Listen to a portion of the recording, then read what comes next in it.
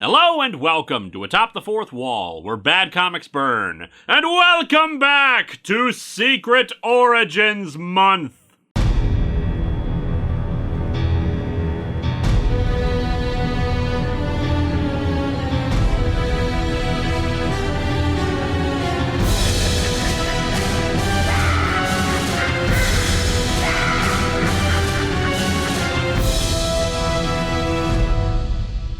So originally for this Secret Origins month, for the Marvel side, I was going to do both the Scarlet Witch and Vision for one very obvious reason. Yes, of course, because of the Falcon and Winter Soldier series. But yeah, I had to drop an episode, and, well, Vision's first appearance is slightly more complicated, and frankly, Secret Origins Month hasn't had enough focus on women in the past, so making this year's 3 outings all women seemed like a better call. Unfortunately, as is often the case, there isn't really much to say about the overall creation of Wanda Maximoff, aka Wanda Frank, aka we keep flip-flopping about her and Quicksilver's parentage mostly because of rights issues. And indeed, I suppose this episode is a twofer for Origins, since she and Quicksilver both appeared together for the first time. And it gives you guys a villain origin again, because the two started off as bad guys. As a reminder, I don't really like doing villain origins, because frankly I find the fixation on bad guys frustrating, and care much more about heroes. But I do loves me a good redemption arc, so let's dig into the X-Men number 4, and see if we've got the beginnings of that right from the start.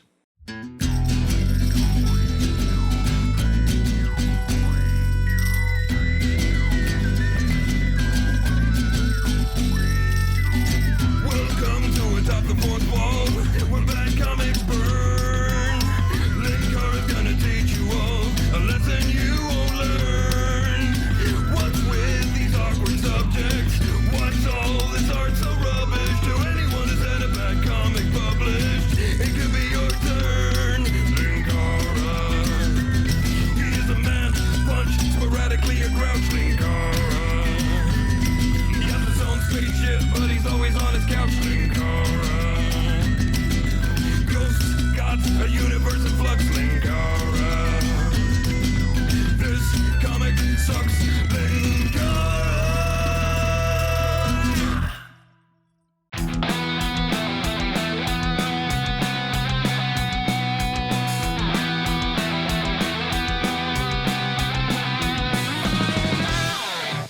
The cover's pretty good, though it's kind of one of those slightly more abstract ones, because obviously we don't have giant versions of these villains attacking tiny X-Men. Though I would not object to it. Hey, gonna send Sentinels against us? Fine, now we're big too! Eat my enormous ass! And there's Scarlet Witch and Quicksilver over on the side. And naturally, with a name like Scarlet Witch, Wanda is bright green. In all fairness, she's colored correctly in the comic itself, but it's weird that it happened at all. Maybe they didn't want more red right next to Magneto? It's also weird that they never corrected it. These scans are from a digital reprint where the art is all cleaned up and brighter and whatnot, but no correcting the coloring mistake. Sure, it's not accurate to the original art, but the cleanup job already changes the art a little bit in the process anyway. Ironically, Quicksilver is actually miscolored too. It's just his miscoloring is accurate for his future coloring. In the comic itself, he's green while being blue here. And I haven't even commented on Wanda's headdress, if you can call it that. God, it's like she cut out a hole in some construction paper and shoved her face through to call it a mask. There. Sure glad I don't look stupid in this. Also, there's whatever the hell is going on with Pietro's hair there. Like, devil horns, maybe? I mean, as the text on the cover says, this is the Brotherhood of Evil Mutants, so maybe he's just leaning into it. Also, weirdly, Angel is down with the rest of the X-Men, but he's also flying above the book's logo. What the hell? We open, shockingly enough, not on a preview page for the rest of the book, but in the Danger Room. You are gazing at a sight which few Homo sapiens have ever been privileged to witness. Wait, you did pay the cover charge, right? The awesome Danger Room, where Professor Xavier trains his Homo superior mutant students for the dangers which await them. Dangers like giant mechanical arms punching them, flamethrowers coming out of the walls, or explosive arrows. Wait, what the hell am I joking about? The X-Men encounter all those things.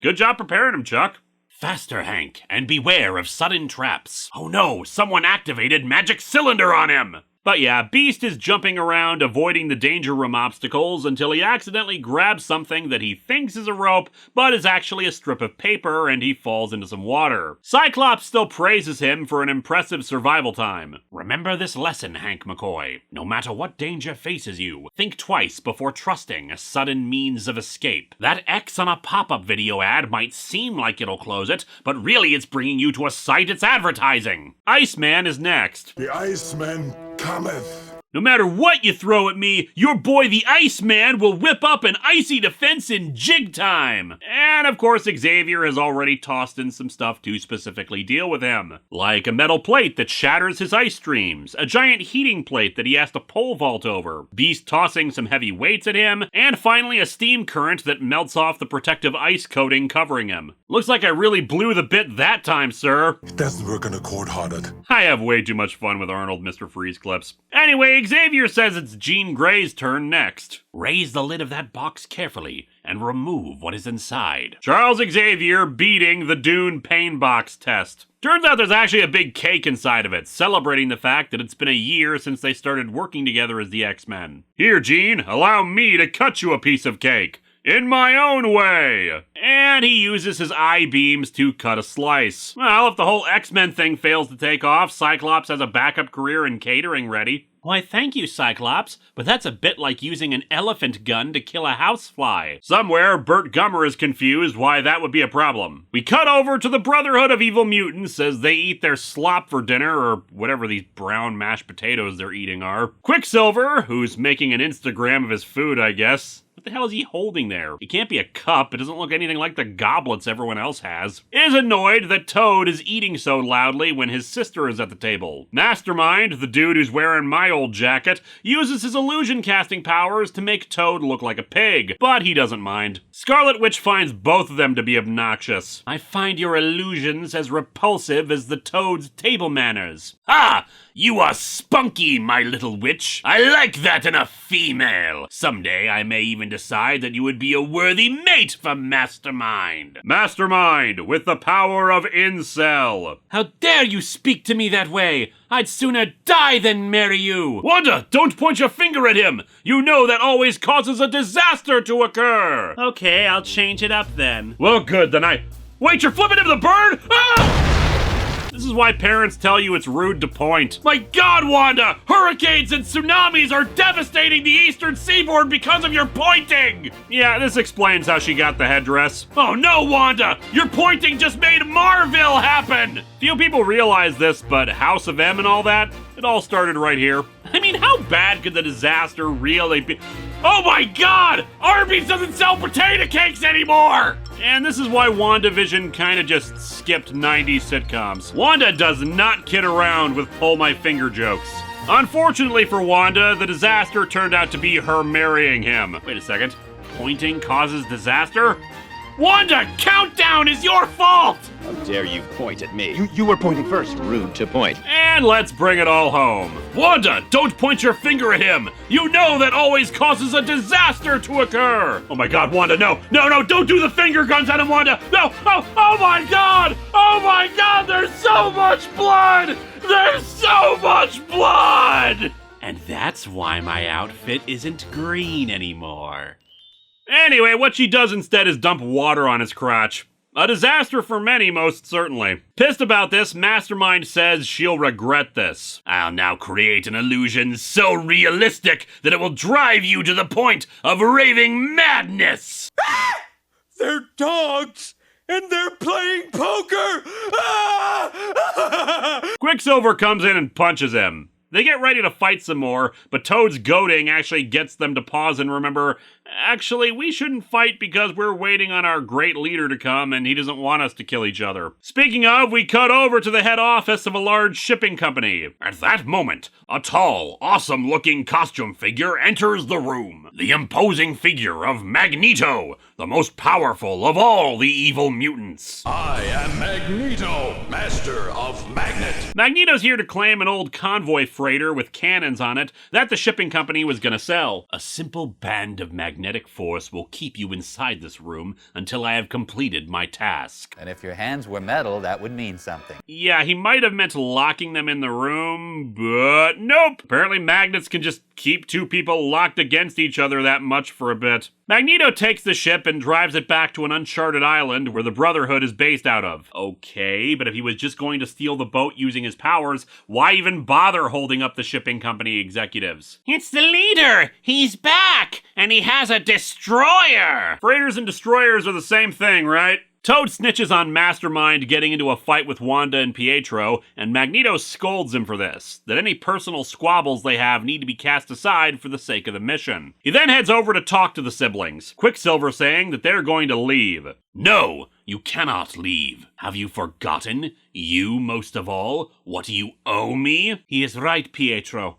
I must remain and serve him until my debt is repaid. Admittedly, this does seem like a bit much for the $20 I borrowed, but still. Magneto goes into more detail for the sake of the audience. Certainly not for Wanda's sake, though, since she already established that she knows what the debt is for. Have you forgotten that day, not long ago, when I first came to your village in the heart of Europe? Have you forgotten how the superstitious villagers called you a witch because of your mutant power? And how apparently she stepped through a time warp to hundreds of years ago, what with the weird, almost medieval village that was apparently right in the middle of Europe? Did Stan Lee and Jack Kirby think that Central Europe was just, like, right out of a Universal Frankenstein movie? But yeah, Magneto saved her, and she's sworn to follow him for this. Quicksilver's not entirely on board with the kill-all-humans plan, but he admits he has no love for regular humans either. And now that we have our ship, we shall launch our first attack. The 5 of us, alone and unaided, shall conquer an entire nation as a test of our supreme power. Unfortunately, Magneto picks a landlocked micronation to attack and soon abandons this plan out of annoyance.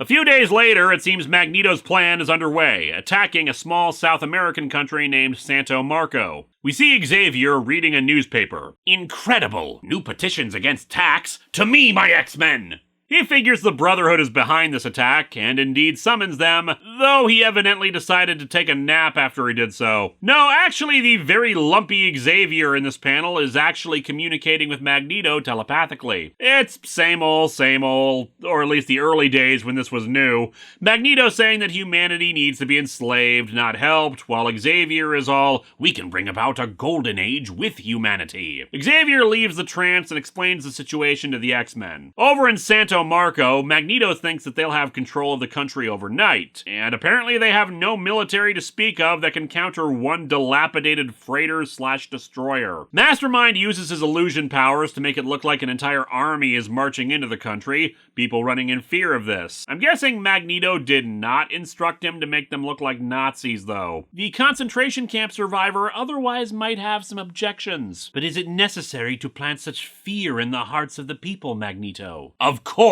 Of course! Humans are like sheep. They respond to certain stimuli, and fear is one of the most potent. My God, it's my greatest fear made manifest! People sharing spoilers on Twitter before I can watch what they're talking about! Soon, Magneto has power over the country and assembles a real army to enforce his will. The X-Men infiltrate the country disguised as American students on a goodwill visit, which Magneto has standing orders to allow in. The leader feels they can be fooled into thinking he is a kind and beloved ruler. Weird that we've had like 3,000 of these students in tanks and carrying military hardware, but can't go against the leader's orders, I suppose. However, Magneto, it seems, is so attuned to Xavier's presence in his mind that he can sense when he's close by. And indeed, the X-Men suit up to deal with him. If only to give him a better flag. I mean, really, Magneto, you're not even going to color the M as purple to match your outfit? Right now, it looks like Mario is in charge here. The 6 X-Men will all infiltrate his headquarters in different ways, as shown in this very detailed diagram that he drew. Look, Jack Kirby was busy drawing 50 other comics at the same time that day. We can forgive him for not really putting a lot of effort into Xavier's pencil scribbles. Beast manages to scale the walls of Magneto's fortress, knocking out some guards, and actually makes me wonder if Kirby deliberately drew them to resemble Nazis, just because he missed drawing Nazis getting their asses kicked. But he's intercepted by Toad and Mastermind, who are able to knock him back down. Angel is also able to take out some soldiers, but he encounters Quicksilver. However, surprisingly enough, he's able to deal with them. You're a lot faster than me, but speed isn't the only thing that counts. No, show me something better. Maneuverability for one thing. Too bad you couldn't avoid hitting that wall, Speedy. Mutants have vanished. Scarlet Witch comes in and uses her powers to restrain Angel. Wow, she just points her finger and the ceiling caves in. Actually, I'm pretty sure she's making the devil horns gesture here. Maybe Wanda's true power comes from Black Sabbath? As Quicksilver recovers, Cyclops rushes in and uses his eye beams to... make some of the soldiers roll away. Heat vision, concussion blasts, cake-cutting shots, and now roll-away power.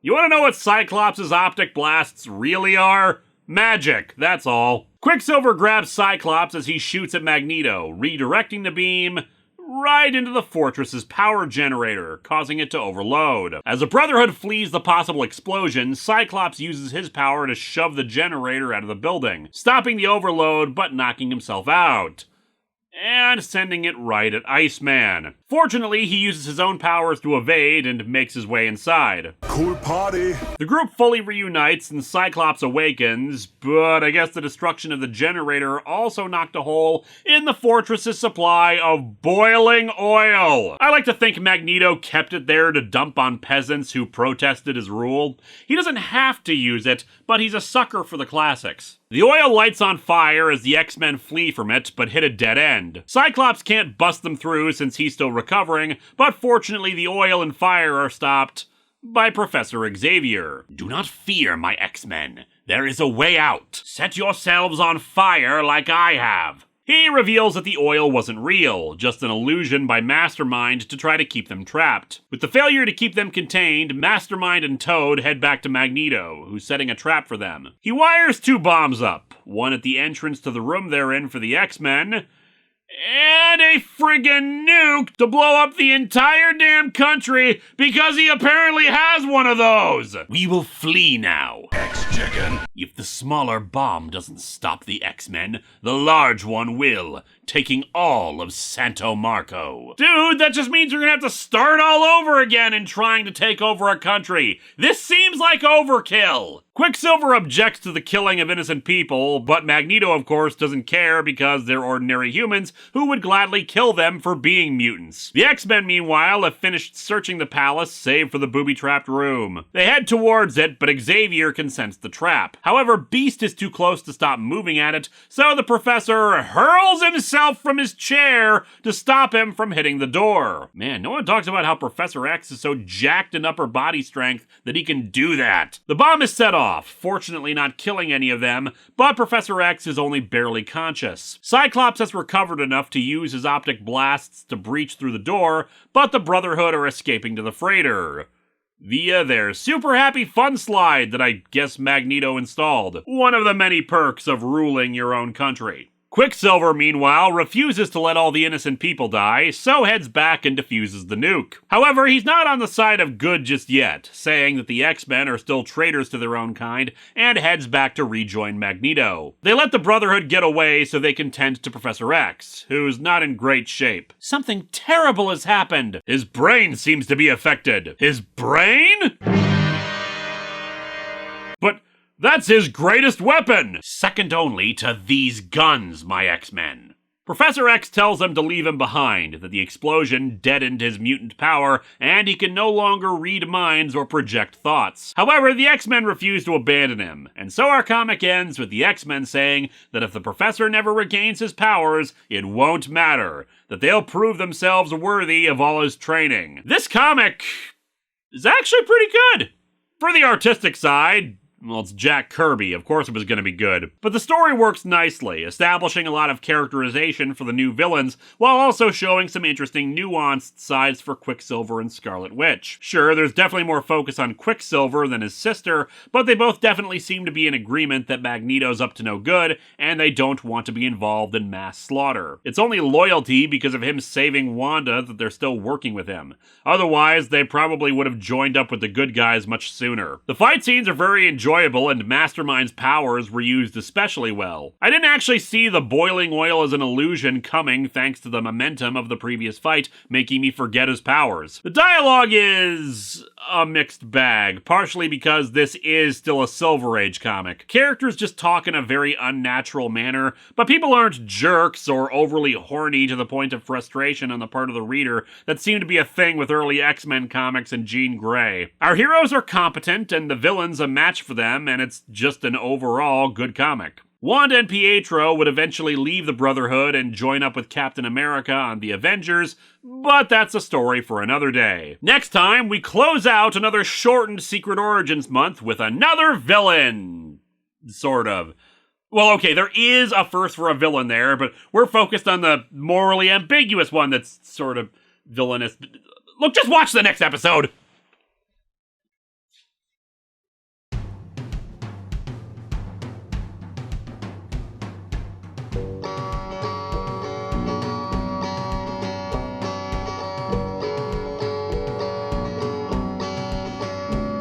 I'm sitting on my couch reviewing comics, the worst parts that you will ever see. It's sad that comic books are bookies, but they're not. They're for everybody.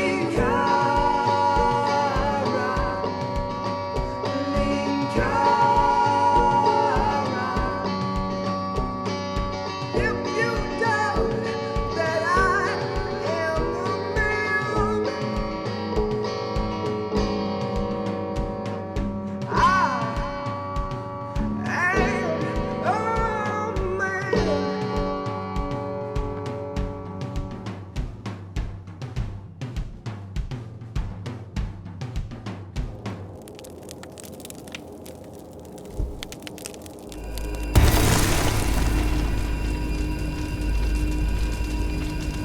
Wanda, don't point your finger at him! You know that always causes a disaster to occur! Does this bug you? I'm not touching you. But you are in agony now, so that probably bugs you. Hello my friends, please take a moment to like this video, subscribe to the channel, and click the bell for notifications on new video releases. If you'd like to support future videos, you can check out my Patreon or purchase a t-shirt via Teespring or Shark Robot. Thanks for watching!